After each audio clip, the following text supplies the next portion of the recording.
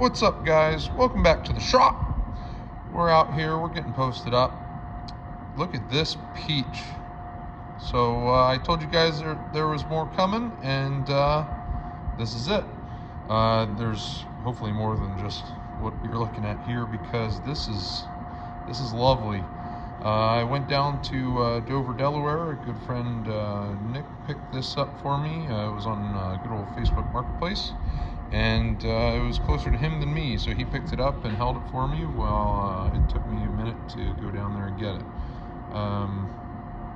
Don't really know why I drove all the way down there to get it, but here we are. This thing is lovely, and hopefully we'll do something with it.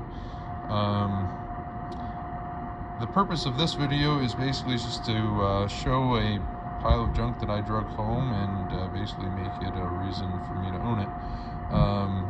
I just figured everybody would enjoy some of the lovely little things on this little guy here. As you can tell, there's some interesting bracketry on it and other doodads and gizmos. You can see here there's extra tires, so somebody was using this. I believe that there was a Johnson loader on it. So the main telltale signs is the weight box on the back and the remnants of the loader subframe. I believe that that's why somebody had the duals on it. They thought they could get more traction out of it. For better or for worse, there it is. So going over this, this is a 1966 110. So some of the telltale signs to tell from this side of the tractor, and without a picture of the serial tag, this is a 66 because the floorboards are bolted on here. If it was a 67, it would be welded on versus bolted on. The other telltale sign is that this lift rod has a hand bend in it, in the handle, and you can see that's well frozen up. It's not going to go anywhere anytime soon, and I don't know if I'm going to be the one that makes that loose again. So with that, in 1966,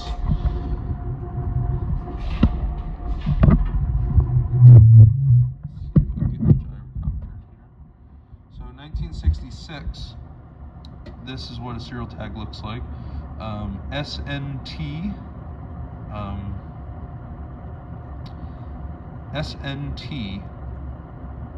Snyder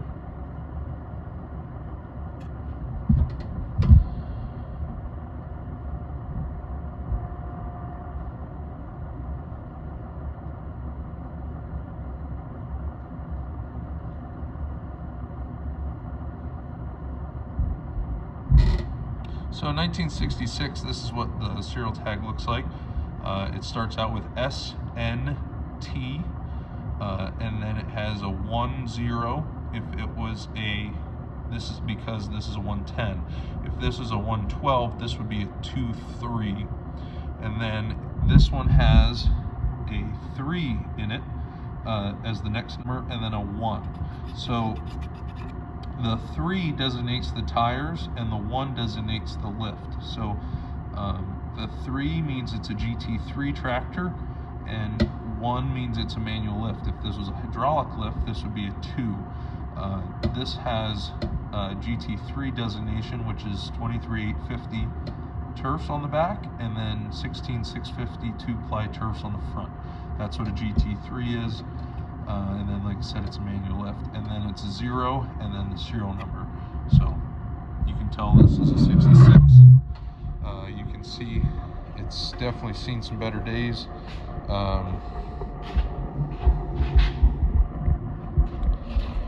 On this side, you can see it's got duals, the weight box in the back, loader subframe, as well as the loader pump mount. You can see the barnacles growing on it, and all the lovely fiberglass work in the hood. Underneath is about what you would expect. No air cleaner on it, that sort of thing. I haven't even looked at. Nah, it's not even stuck, so that's pretty cool. So when I said that this had a GT3 type code, What that means is this tractor left the factory, not the dealership, the factory, with the GT3 tires on it. This now has two, obviously, pairs of 6x12s in the back and a set of 4x8 skinnies up front. What that would designate if this was obviously without the duals. These are not factory John Deere duals. John Deere never really offered duals for garden tractors. Obviously other brands did. Wheel Horse, Boland's, Cub Cadet all did. John Deere never did from John Deere. There's aftermarket companies that did it and still do it. This is a fun set, and I will get into that later. If this tractor had the 6x12 turfs on the back and 4x8s up front, from new, this would have the 10-11 type coat, so the 3 would be a 1 because this would be a GT1 tractor. If it was a GT2, it would be these fronts with 6x12 ags. If this was a GT3 tractor, which this was, it would have had 850 turfs and 16650 front turfs. And then a GT4 was your only other option at that point. It would have been 850 ags with 4x8 4-ply diamond studs up front.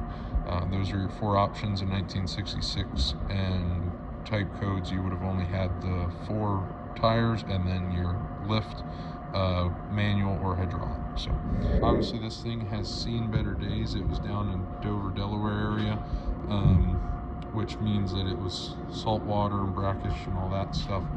So you can see we got some rust here. We'll try to see what we can salvage out of this. They left me the nice cinder blocks here, which I'm very thankful for. Lots of counterweight there, you know, real heavy, probably about all 25 pounds worth. So one thing to note on a Johnson loader on a round fender, you have your mounts and everything up front for the loader, and obviously everything mounts on the front. As far as the weight box in the back goes, there's a few variations of this that I've noticed over the years, this being one of them. So you have the box and the hitch, which obviously is not supposed to be bent up like that. This is supposed to be parallel with the bottom. You can see here that this has flat bar brackets basically that mount into a hole in the side of the box. Then up underneath here, you can see it goes up to one of the bolts on the side of the frame. There was actually a variation, which is also correct and actually shown in the parts diagram, is a piece of basically angle iron that, but then it went along here and bent 90 and bolted in here. So basically it went along the frame and then up and back. There was just 2 variations. That's just kind of how they were. Again, it was the 60s. They were doing whatever they could to get stuff out the door. Both ways worked. Both ways are correct if you're restoring one. So some of the other things that I noticed that were interesting on this, with the Johnson bracketry still on it, is that it was lacking the spacers. So when you put this on, this is brackets for the loader. You can see the front arm goes up to where your snowplow brackets go and goes back, and then you have larger plates in the back that mount to the side of the frame. So all of this goes there. So that actually slips in behind the floorboards. So 63 through 66, these floorboards are bolted on. In 67, they had a weld seam there. In 67, you didn't need anything else because of the floorboards being welded on. They were basically notched out here, and your loader subframe could just slip up through and bolt in those 2 holes, and you're good to go. With these being bolted, this one, somebody took the easy way and torched this out. What you're supposed to do is these little brackets, which I have reproduced off of an original set. If anybody needs these, feel free to put it down in the comments. After you subscribe to the channel, you can DM me on Instagram or look me up basically anywhere, and I can provide these to you for a small fee, and we can get you all set up if yours is missing. So this one is missing. what these do is this one, being that it's double hold, goes back here, and it would basically mount between the frame rail and these two bolts, which are obviously behind all that dirt and gunk. And then this one goes on this hole, and again between the frame and the floorboard. The idea is that these are the same thickness as the loader subframe. You can see here it's the same thickness, and what that would do is basically take this floorboard and move it out the same distance. This was their fix. These are not needed if you're putting on the loader on a 67 tractor. But like I said, this one not being a 67, you need these. They didn't have them, so they just torched it out and called it good. That's one way of doing it. Again, however you want to do it, you're more than welcome to choose, but this is the right way as far as Johnson goes. Some of the fun stuff on this tractor is the duals. So we're going to take a look at that next. The 6x12 duals, they obviously do not have much space in here. I can get my hand in there, but that's about it. Pretty good spacing in my opinion. They don't take up much room. They did that. They did this dual setup using a nice spacer and 4 bolts in the wheel weight bolts. Sometimes people will put double stack of wheel weights on the inside wheel and then run the bolts long and bolt the second one onto the inside wheel with the weights as the spacer. However, they chose to use a spacer on this one, not weights.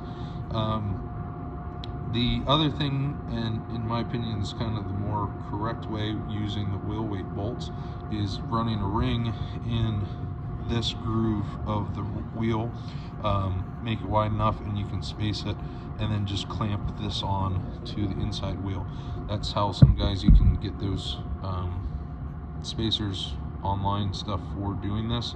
The other way to do it, in my opinion, is the truly correct way, is actually doing it on the lug bolts. That's what Cub Cadet did. There's spacers and stuff out there that you can do it that way. The guy that did this apparently said, nah, we're okay. So he used a piece of wood. So we're gonna get this off. We're gonna see how janky this is. All right, so we got the outside wheel off. You can see just how lovely they made this. And obviously you can see this thing has been outside for quite a while. Definitely has seen some critter action. Got the outside nuts all torched off. Whoever did this was an absolute expert craftsman woodworker. You know, I will say that I'm probably the only one to have ever had my dual spacers eaten by termites. However, I could be wrong.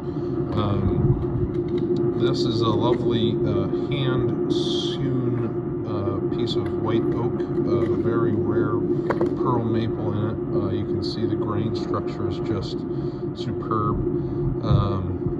So obviously we're taking these off. This is an absolute waste of time as far as dual spacers and whatnot. So this will go in the campfire one day, and we'll take these off and get it all cleaned up and whatnot. As far as the rest of the tractor goes, I don't know exactly what all I'm going to do with it. I'm going to take the weight box off, take the loader stands and whatnot, all the loader stuff I'll take off. But other than that, if anybody needs any parts, let me know, put it down in the comments. Yeah, so another day here in the shop, get some stuff done here and keep on moving. If you've made it this far, I appreciate your viewership. And yeah, if you need anything parts wise, information wise, look me up on Instagram at Pope of John Deere. Give me a follow there, give me a like, give me a subscribe here. If you don't like it, put it down in the comments, tell me what I'm doing wrong. I'll be sure to read them all and get back to you. Till then, another day in the shop.